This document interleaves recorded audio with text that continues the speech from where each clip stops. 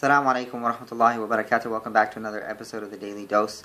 So I'll begin with the hadith of the Prophet sallallahu alaihi wasallam. It can be found in Bukhari and as well as Muslim, in which he talks about an old woman who used to clean the masjid of the Prophet sallallahu alaihi wasallam. And one day she had passed away, so the Sahaba, they buried her after praying Salat al-Janazah on her. And then the Prophet sallallahu alaihi wasallam, he returned to the masjid later on, and he inquired about her, and they said, what happened?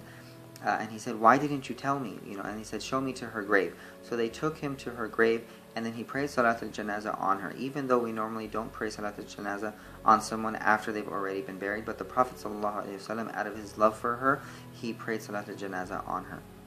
And so there are a lot of people who sacrifice, for the sake of the community, for the sake of their families, right, to make sure that other people are able to do certain things during the month of Ramadan.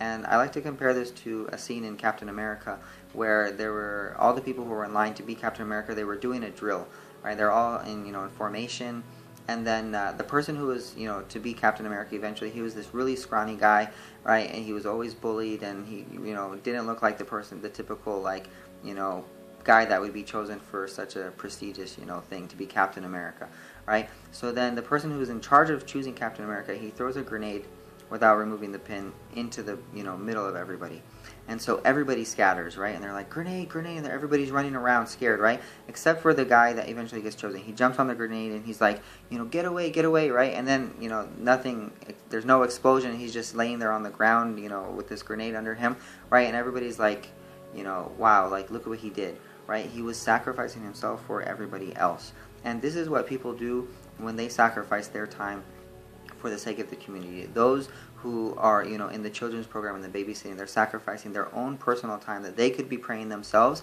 so that other people can be able to pray. There are people who when they are most hungry, right before iftar, and they're sitting there putting the food into go boxes or putting them into plates so that other people will be able to break their fast.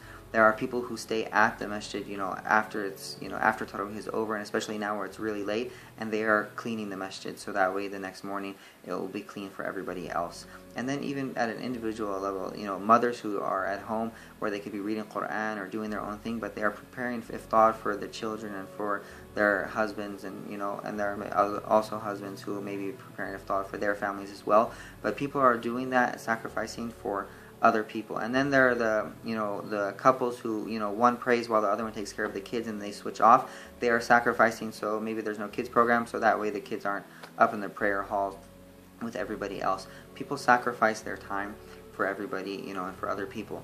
And there is a saying that is quoted by different people, but basically it says that you should live your life, you enter this life crying and people rejoicing, that you should live your life so that when you die, people will be crying and you will be rejoicing.